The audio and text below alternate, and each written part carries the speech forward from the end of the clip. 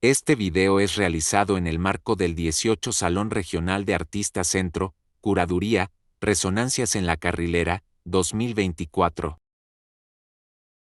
Ferrocarriles Nacionales de Colombia nacieron en Panamá, cuando eso Panamá era de Colombia. Okay. Allá se hicieron los primeros 100 kilómetros y allá en Puerto Colona, Panamá, allá funcionó la primera vez que unió de Colombia, cuando eso Panamá era de Colombia, que después lo vendieron, ¿no? Es y un ahí, departamento. Sí. Y ahí siguió en el 1980, llegó ustedes hicieron el de Santa Marta, que venía hasta Monpós, y de Monpós le dieron 2 etapas hasta llegar a Dorada. Y ahí le dieron la vuelta por el río Magdalena, porque llega usted a Dorada, Dorada y tenía que pasar el río Magdalena. Entonces estudiaron de que ahí tenía que hacer el puente que está hoy en día. Todavía sí. Y siguieron por este lado a llegar a Honda hasta subir a Ibagué. A Ibagué. A Ibagué, sí. El ferrocarril llegaba a Ibagué, sí. Sí, después, Y de Ibagué salía para Bogotá, ¿no? Ese es otro.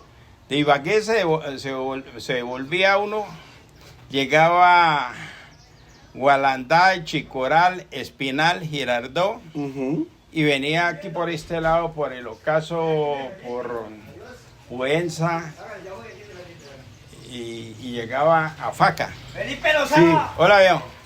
A Faca. Y de Faca sí para Bogotá. Sí. Yo soy pensionado de ferrocarriles, por eso les cuento todo eso. Y les digo, yo cuando entré a la ferrocarriles me gustaba el ferrocarril por mi papá, ¿no? Por la herencia. Claro. Entonces yo creo que hasta que me conseguí el libro La historia de ferrocarriles, a donde nació, todos los presidentes y toda la cosa. Entonces, lástima que el ferrocarril se hubiera acabado, los gobiernos acabaron el ferrocarril. Sí, claro que es una lástima. Sí, porque además uno sí ve, Gracias. o sea, las fotos son impresionantes como el esfuerzo de lo que significó hacerlo. Uy, sí. Mi papá llegó, era uno de los fundadores cuando llegó aquí a Villeta. Mi papá venía del Cauca, de los primeros que llegaron aquí a hacer con el ferrocarril de Puerto Salgar a Villeta, porque eso lo hicieron por etapas. Sí, y como diferentes, como contratistas y empresas. Sí, porque hubo muchos problemas en los tiempos de gobierno, ¿no? Suspendían contratos. Una empresa tan importante que fue Ferrocarriles, pero los políticos lo acabaron y los transportadores, porque el ferrocarril, les cuento, yo no saben eso, el ferrocarril cuando estaba funcionando bien había 4 divisiones, la división central que era esta, la división Antioquia, la división Magdalena, la división Santander y la división, pero a ver qué era la de Ibagué. Esas 4 divisiones, y Pacífico, era de Cali, sí, la de Cali. Esas 4 divisiones se mantenían solas, cada una tenía su gerente aparte, y tenía su gerencia y su departamento personal, y ellos manejaban todo el personal. Y aquí únicamente en Bogotá maneja lo de la división central, que es de Bogotá, la que va por Boyacá, y la que es Santander, hasta Grecia, que Grecia sigue Puerto Berrío, ¿sí? Grecia es un terminal de carga también, donde llega de Medellín, va para la costa, y en Barranca reparte para Santander, para Bucaramanga. Entonces ahí llega, entonces las divisiones. Pacífico era una de las divisiones mejor organizadas, se mantenía sola, porque el solo pasajeros de Buenaventura hasta Armenia y hasta Pereira, que estuvo el ferrocarril, se mantenía con los pasajeros. De carga le quedaba para hacer obra y toda cosa. Era una división muy organizada. Ya llegó el gobierno y lo politizó y dijo que todas esas platas de todas las divisiones tenían que llegar a Bogotá, centrales. al central. Y ahí se jodió el ferrocarril. porque ya lo politizaron y entonces ya principiaron a nombrar gerentes. Sí, de amigos, de políticos. No, y los transportadores, por ejemplo, estaba Sofía Gómez Villa, que era de Antioquia. Sí, Tito Rueda Guarín, el dueño del bolivariano.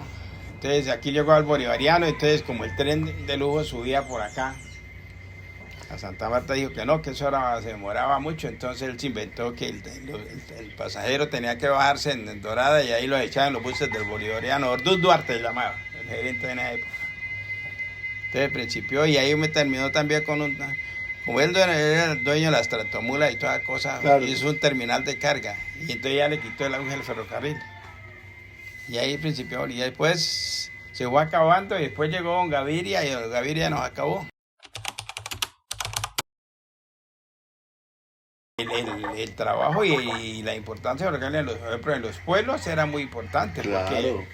porque le cuento, miren, si quieren salir en emoción, aquí en Fonútica se mantenían 100, 120 trabajadores, habían 3 cuadrillas de mantenimiento de vía, o sea, para mantener la vía al pelo, para que el tren bajara y todas las cosas y todo eso. Habían los trenes, el primer tren que subió de Salgar a Faca se llamaba el palito, o sea, eran los vagones que yo no lo había visto, unos vagones verdes, porque era hecho en madera, entonces le decían el palito.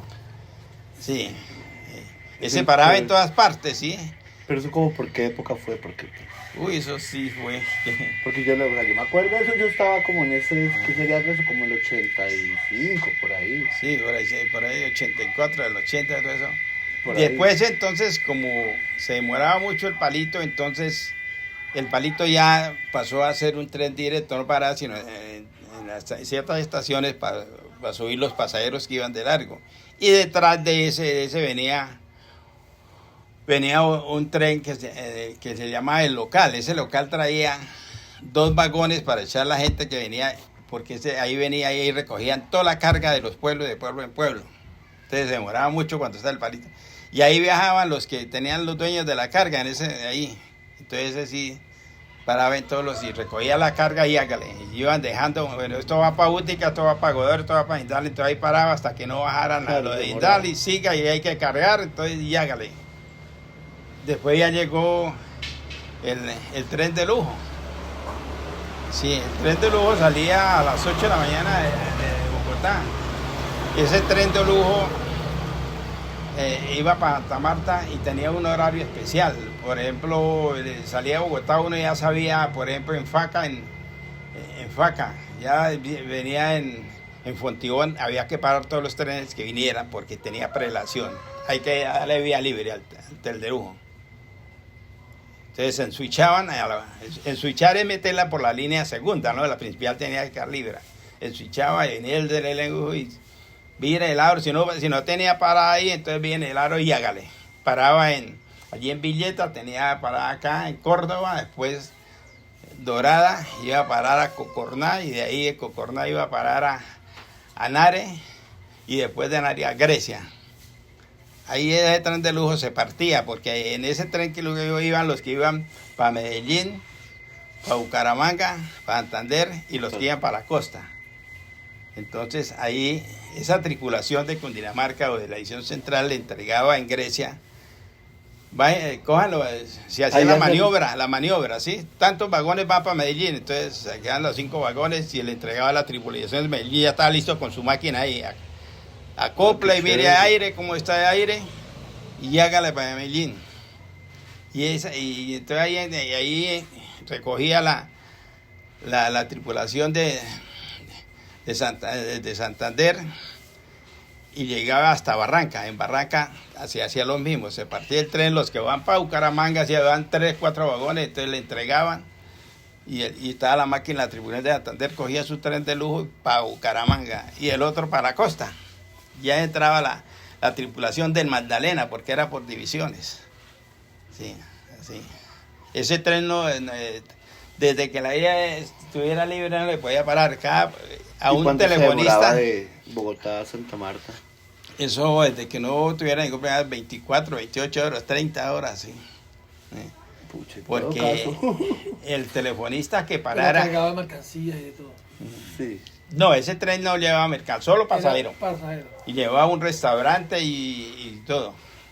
Después metieron el Calima. Ese Calima era más de lujo, tenía litera. Usted en ese restaurante se pasaba, jugaba parqués, desayunaba, tomaba y se cansaba, hacía para la litera y pagaba y allá y se acostaba. Es que 24 horas siempre. Me Sí, encanta. se acostaba así y miraba bueno todo el panorama aquí para abajo. Y si no le cogía el sueño, miraba todo ese panorama así. Esos trenes eran así, maquinistas que demoraron más de un minuto el tren, tenía que buscar y si no se le metían 15 días de suspensión por haber demorado el tren. ¿Por qué se demoró el tren? ¿Por qué no siguió de largo? Perfecto. Y es claro, es que mover un tren requiere mucha energía, Morcho. No, y O saber sea, pararlo y volverlo a iniciar, Sí. eso requiere Sí, un... claro, un golpe de energía tremendo. No, y la experiencia que hay que tener y el curso que hay que hacer era muy bravo, porque por ejemplo de Faca para acá, que es bajando, esas máquinas, esas máquinas que tocaba el tren, que usted 20, 70 toneladas empujando una máquina, uno tenía que bajarlo regulado. Regulado es con el aire, cada vagón tiene 150 aire al aire y 300 que tiene el tren, ¿sí? Y lleva ¿Pero el aire qué es? ¿Como la presión de los frenos o qué? Sí, aire, sí. Entonces, intermedio iba un frenero que le dan enganchador y llevaba una llave. Se colocaba una llave en medio de los dos vagones, aquí. En caso de que pasara algo, se escarrilara, entonces el frenero llegaba y jalaba eso y por eso repartía la máquina, allá le timbraba uno la máquina y automáticamente decía algo pasó y tenía que uno Frenar. decía a frenar, porque como él no para en seco porque eso se desliza, primero a frenar y mirar a hacer señas que allá le hacía que parara porque se descarriló o alguna cosa pasó. Y descarrilaba era un problema gravísimo. Sí, se demoraba harto, sí. Claro. Depende de la descarrilada, por línea abierta o por algún defecto que tuviera, se descarrilaba. Pero para que bajara el tren de eso tenía que hacer una revisión berraca para que no fuera a descarrilar, porque eso lleva investigación, porque Claro. las cuadrillas que estaban haciendo, el inspector de vía, los caporales que estaban haciendo, porque se descarriló, exceso de velocidad. Y como el maquinista decía, no, yo iba a 40. Decía, bueno, entonces el inspector a investigar, decía, usted iba a 40. Bueno, entonces esas máquinas cargan una caja negra como un avión. Y le decían, bueno, entonces vamos a mirar la caja negra, a ver si es cierto que usted iba a 40. Y si también teme la suspensión por decir mentiras. Eso era riguroso.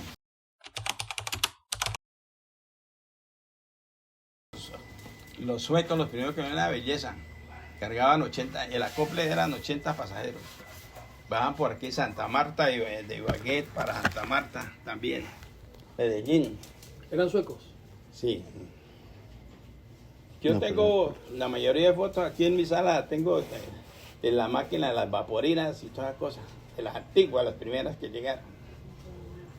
Esas vaporinas llegaron. Era una belleza, ese chucuchuco. ¿Las tiene puestas en algún sitio? Sí, allí en mi sala. Si quiero dar la vuelta para allí y las mira. Sí, claro. Sí. Y esas vaporinas llegaron, y eso era una belleza, tenía mucha fuerza. Esas vaporinas se trabajan con agua y carbón. Las primeras que llegaron eran con carbón y agua.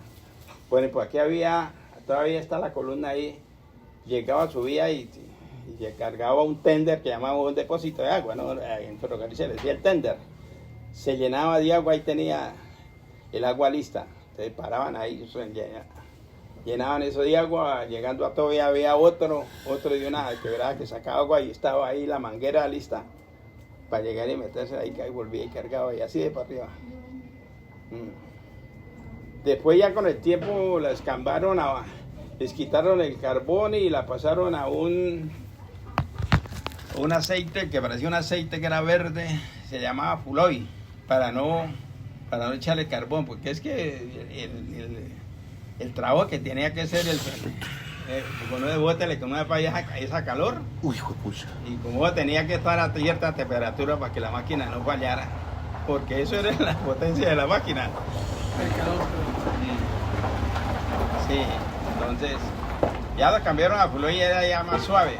Y ahorita, ustedes no las conocen, las que están funcionando de Bogotá a Nemocón, Zipaquirá. Sí. Hay unas de carbón. El de carbón. Que hay unas diésel, que es Pues la la- U10 que el tren de la Sabana. ese. El turístico Hay de unos que lo Sabana. mueven Con vapor. Con vapor, sí. Y las U10 que son, esas son General Española. Había una, la grande, la 600 y la 400 que tiene 16 metros de larga. Son General, pero francesas. Ya no, las francesas.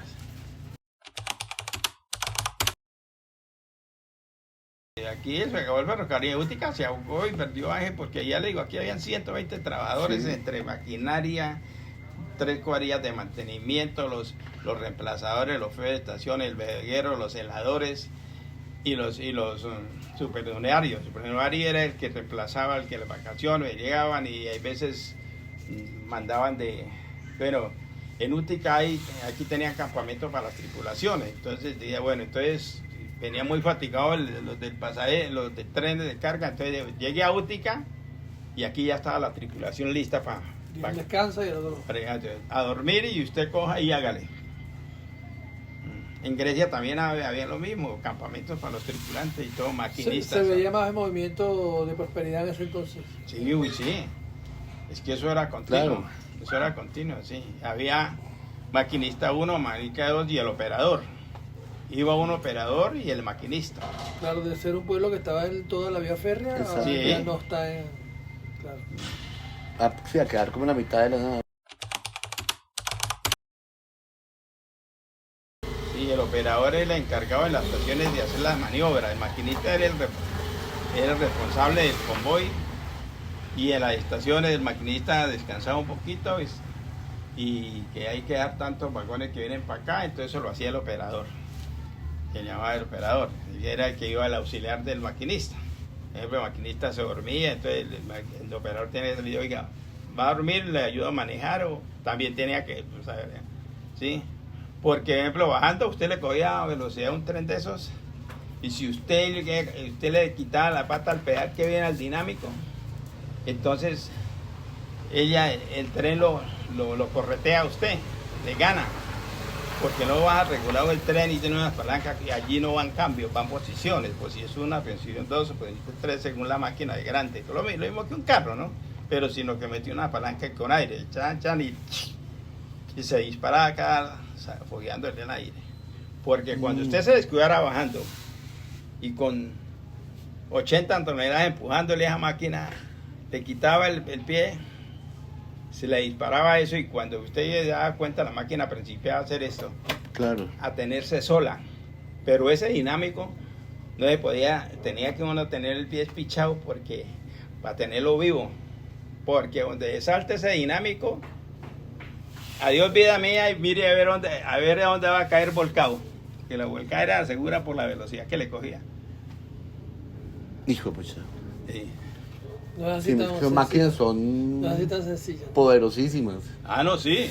O sea, como la inercia que tiene Sí. ejercicio de eso. Sí, eso es. Hay gente que dice, pero eso es fácil. Lo mismo el mantenimiento había. Aquí hay gente que, pero es que ustedes son caídos porque no hay que le... Bueno, entonces aquí hay gente que han puesto a arreglar eso y llegan a una curva y bueno, entonces ahí sí lo llaman, ¿no? Y le digo, pero es que usted dijo que sabía, porque muy poquito los que saben de ferrocarril, no es que uno sea orgulloso, sino que uno que estuvo ahí sabe. Claro, obvio. Y eso, las curvas tienen superalte. Claro. La inclinación dial tiene que ir 1/8 hacia adentro. Y según la curva, usted mide el radio de la curva y así mismo tiene que graduarla. Por ejemplo, aquí esta trocha que está es 914.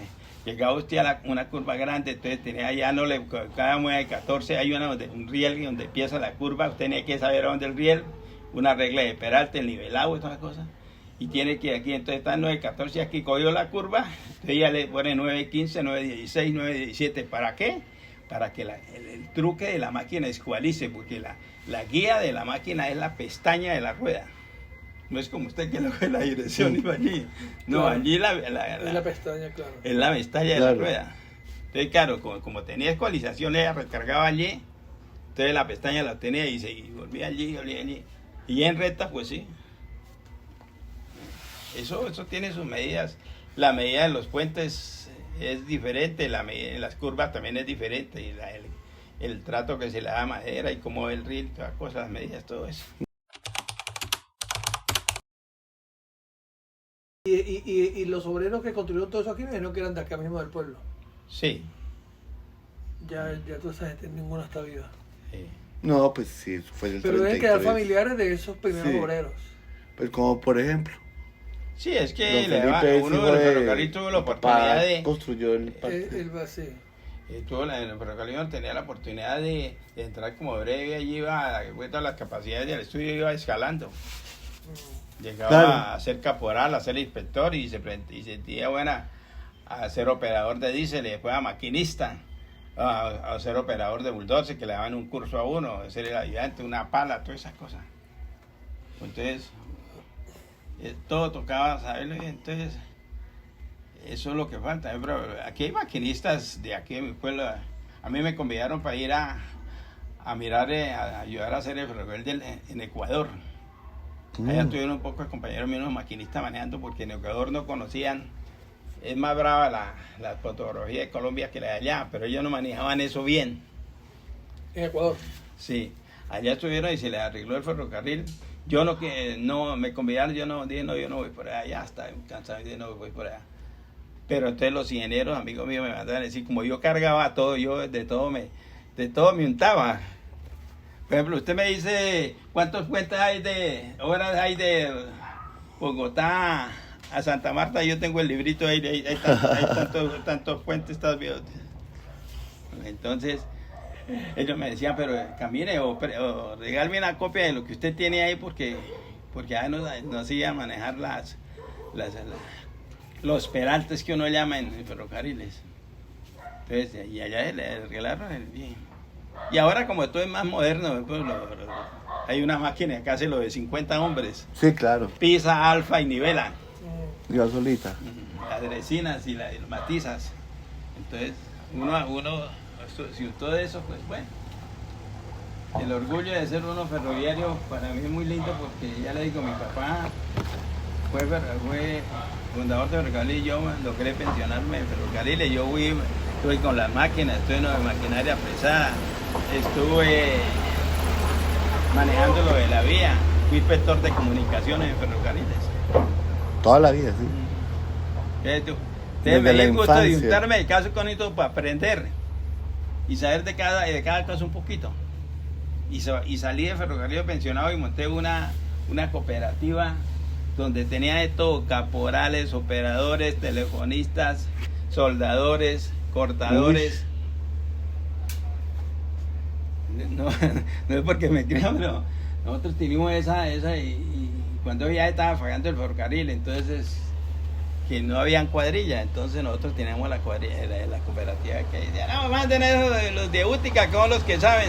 Entonces los maquinistas ahí van con uno y bueno, ¿cómo van a hacer la descarrilada? No, la descarrilada, por ejemplo, yo el que mandara, decía, la descarrilada me la va a mover como yo le digo, con el fin de que no me pusieran a trabajo, porque hay unos maquinistas que jalaban y se tiraban la línea. Entonces le dije, no, usted me va a manejar aquí así, me saca los vagones aquí así, porque había que alzar los cocatos y arreglar línea, ir sacando uno en uno para ir encarrilando los vagones y con valores de 40 toneladas. Había gatos de cremallera de 25 y gatos de aire de 50 y 60 toneladas para manejar, para subirlo, cerrar línea y volver y bajar lo que quede encima de la línea para irlo sacando y ir arreglando. El ferrocarril es muy bonito, lástima que lo hubieran acabado, el único... Sí, Ningún presidente se ha preocupado por eso. Y el ferrocarril, el transporte más barato. Sí, eso es una lástima que se ha perdido como todo ese esfuerzo, además tan grande que evidentemente fue. Alcanzar lo imposible. El ferrocarril de Colombia entre lo dionisíaco y lo apolíneo. Las imágenes que se desprenden del ferrocarril son como ecos de un destino incierto. Trazos de aspiraciones olvidadas o reinventadas, que despiertan una nostalgia instantánea. El tren, en su esencia, es una máquina que construye paisajes que ya dejamos de mirar mientras los contemplábamos. Wolfgang Chibelbus nos recordó que el tren alteró nuestra relación con el espacio y el tiempo, haciendo del paisaje un espectáculo fugaz y separándonos de la experiencia directa del entorno. Esa fugacidad genera una visión fragmentada, pero, paradójicamente, intensifica nuestro vínculo emocional con el mundo que atraviesa. El sonido rítmico y la cadencia del viaje tejen una manta etérea de imágenes que, aunque ligeras como el aire, se sienten extrañamente palpables. En esa sucesión de instantes sensibles, el tren parece revelarnos las tensiones de Colombia a lo largo de su historia. El orden apolíneo de sus rieles, rectos y predecibles, enfrentado a una energía dionisíaca que emerge, como fuerza creadora, en cada intento por romper el control. Entonces, el ferrocarril, imagen de progreso, es también testigo de resistencia, violencia y colapso, una historia en movimiento, donde el pasado y el presente se friccionan. Hoy, un fragmento de riel, oxidado y callado, guarda el eco de ese empeño colectivo que se presenta como la constante en nuestro devenir. Surcar caminos improbables, viajar hasta el otro en su plena y dionisíaca otredad. Viajar juntos en medio de los desencuentros, y, finalmente, buscar en la destrucción los cimientos de algo nuevo, urgente, armonioso y justo, una vez más, alcanzar lo imposible.